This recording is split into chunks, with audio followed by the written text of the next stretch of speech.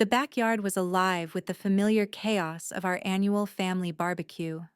Uncle Jerry was holding court by the grill, gesticulating wildly with his spatula as he recounted some fishing story for the 100th time.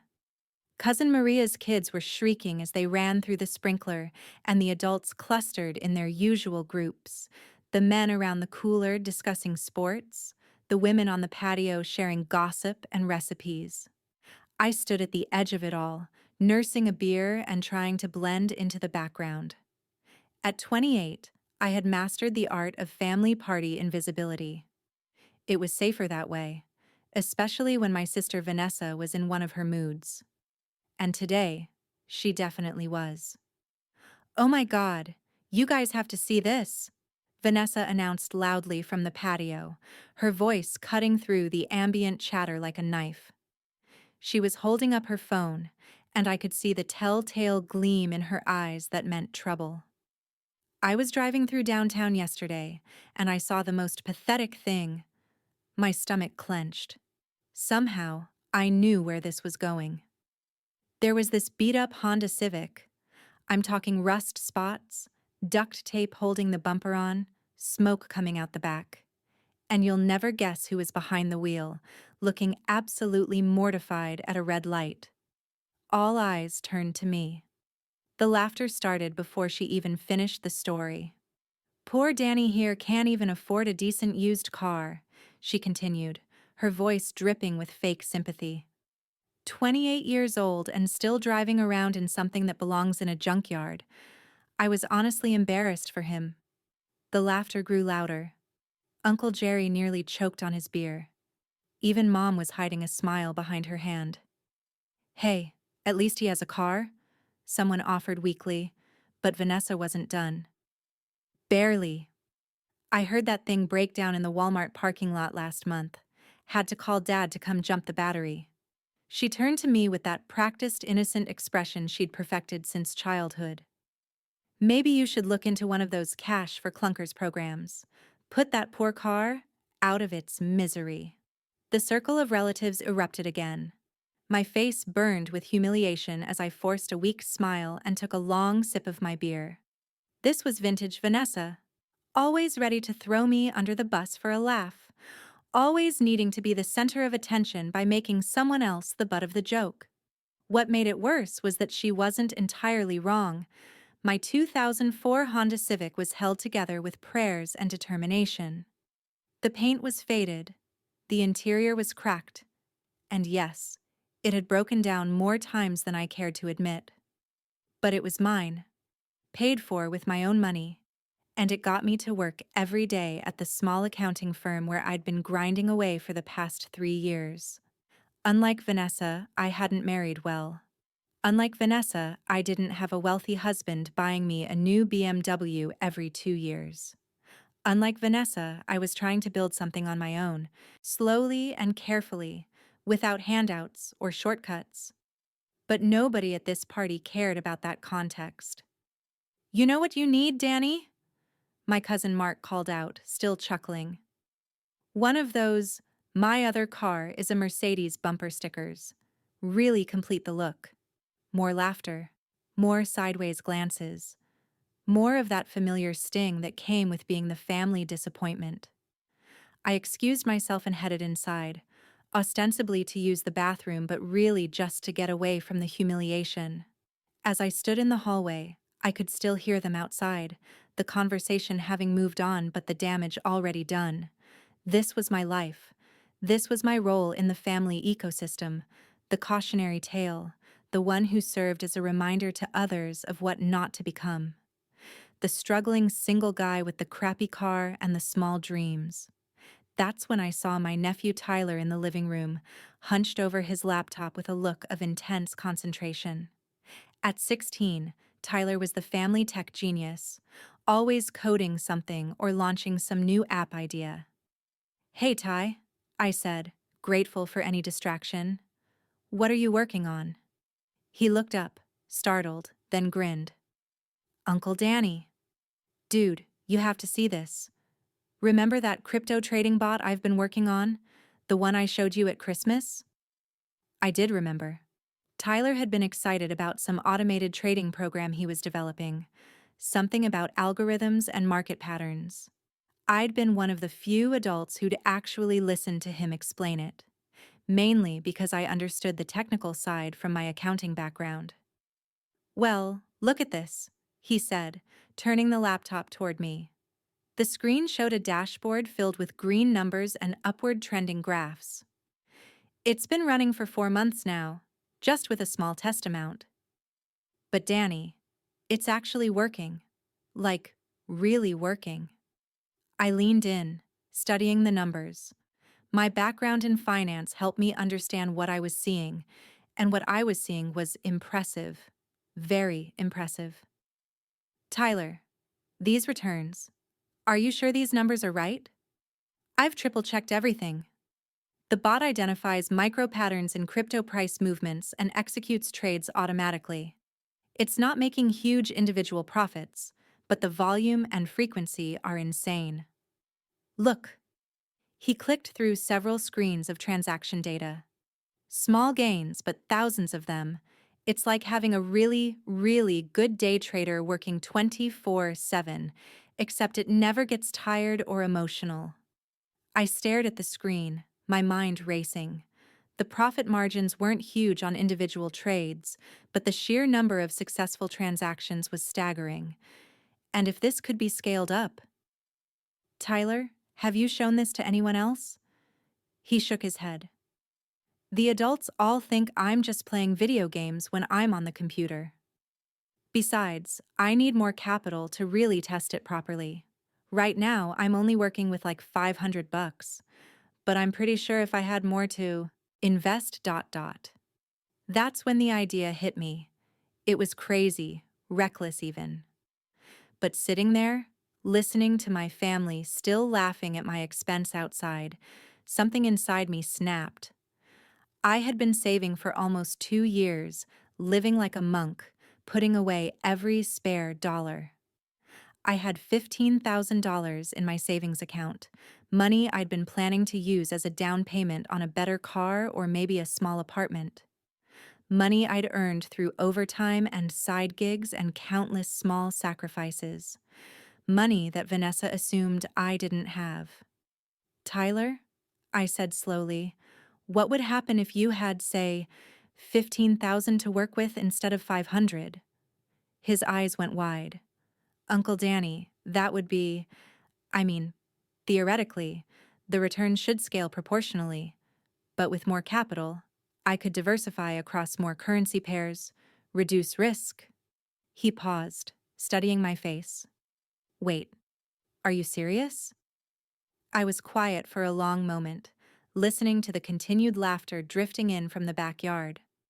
Vanessa's voice rose above the rest, probably telling another story about my inadequacies. "Tyler, I need you to be completely honest with me. What are the real risks here? Worst case scenario." He took a deep breath, and I could see him shifting into serious mode. "Worst case? Crypto markets crash, the bot fails to adapt to new patterns, and we lose most or all of the investment.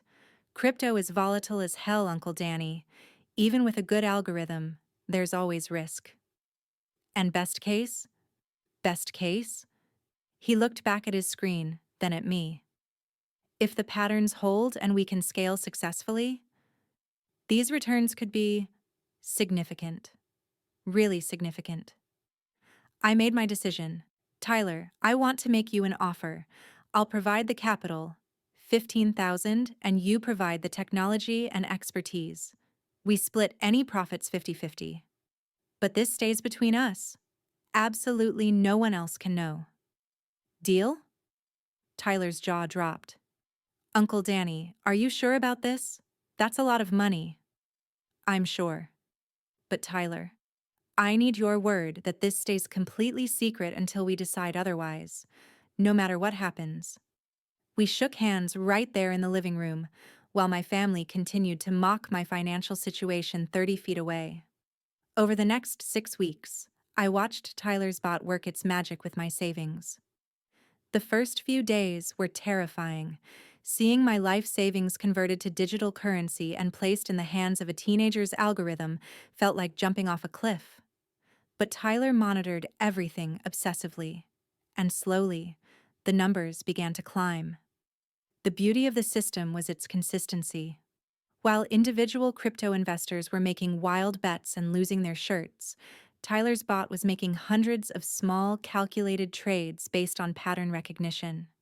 It wasn't flashy, but it was methodical and remarkably effective. By the end of the first month, we'd made $8,000 in profit. By the end of the second month, $23,000. The gains were accelerating as Tyler refined the algorithm, and we reinvested the profits. What had started as a desperate gamble was turning into something extraordinary. But the real test came in week 6, when Tyler called me at work, barely able to contain his excitement. "Uncle Danny, you need to see this. There's been a major development." When I got to his house that evening, Tyler was practically bouncing off the walls. "So you know how I've been tweaking the algorithm based on our results?" "Well, I figured out a way to identify larger pattern cycles, not just minute-to-minute trades, but daily and weekly trends. And there's this massive pattern suggesting a huge upswing in several major cryptocurrencies over the next few days." He showed me the analysis, charts, and graphs that frankly were beyond my complete understanding, but clearly demonstrated his point. "Tyler, what are you saying exactly?" "I'm saying we have a window. Maybe 48 to 72 hours. If we're right about this pattern, and if we're willing to take a bigger risk for a bigger reward." He pulled up a projection. "We could multiply our current position several times over." I stared at the screen. Our account currently showed $67,000, a combination of my initial investment and reinvested profits. If Tyler was right about this upcoming surge, what's the risk? Higher than what we've been doing. Instead of small, safe trades, this would be putting everything on a larger bet. If we're wrong, we could lose most of it. I thought about my family party, about Vanessa's laughter, about the years of being the family failure. Do it. Tyler executed the trades that night.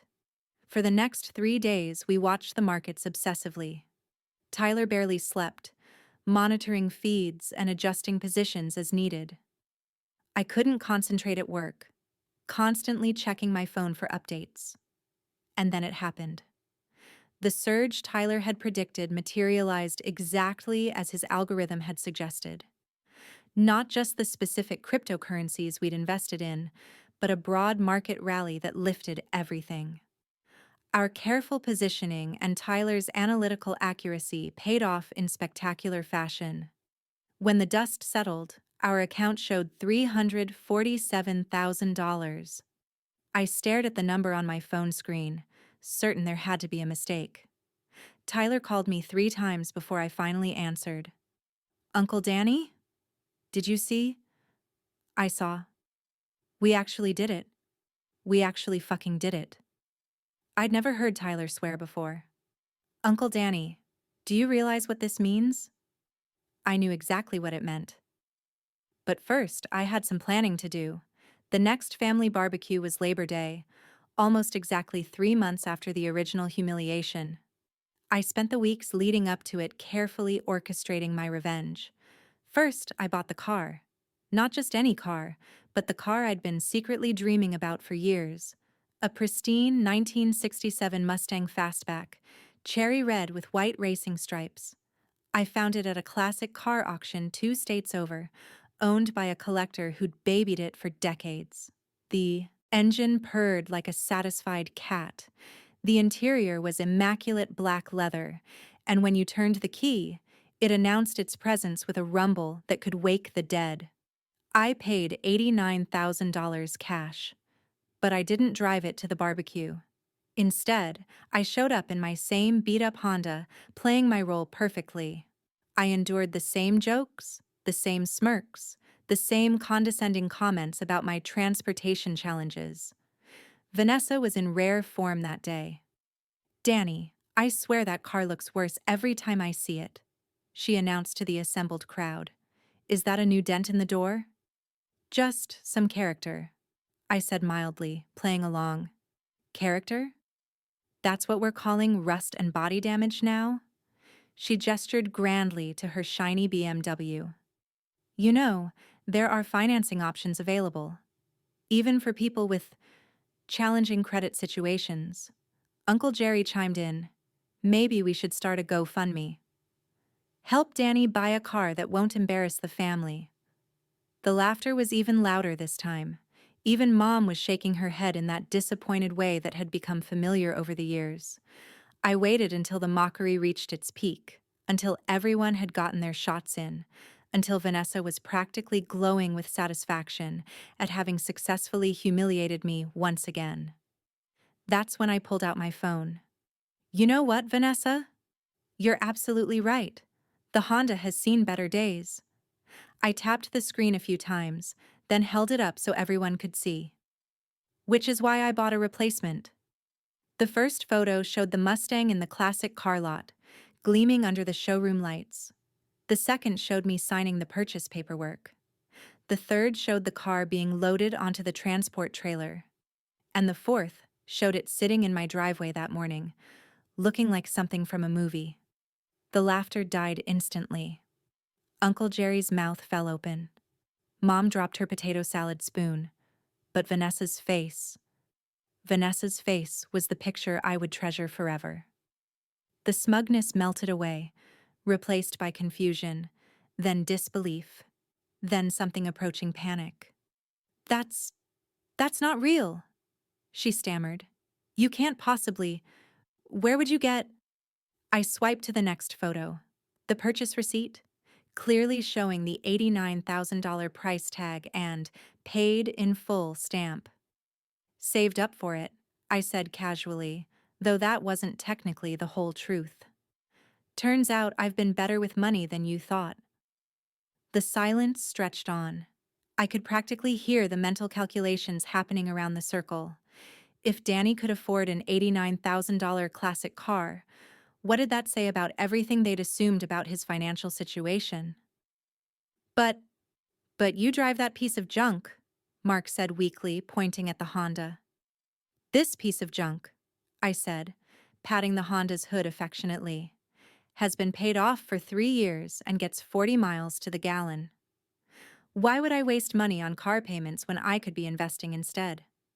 I swiped to another photo, a screenshot of one of my investment account summaries. I'd carefully cropped it to show substantial gains without revealing the specific amounts or Tyler's involvement. Turns out all those years of living below my means and learning about finance have paid off. Who knew? The transformation in the group dynamic was instant and complete. Suddenly, everyone wanted to know about my investment strategy.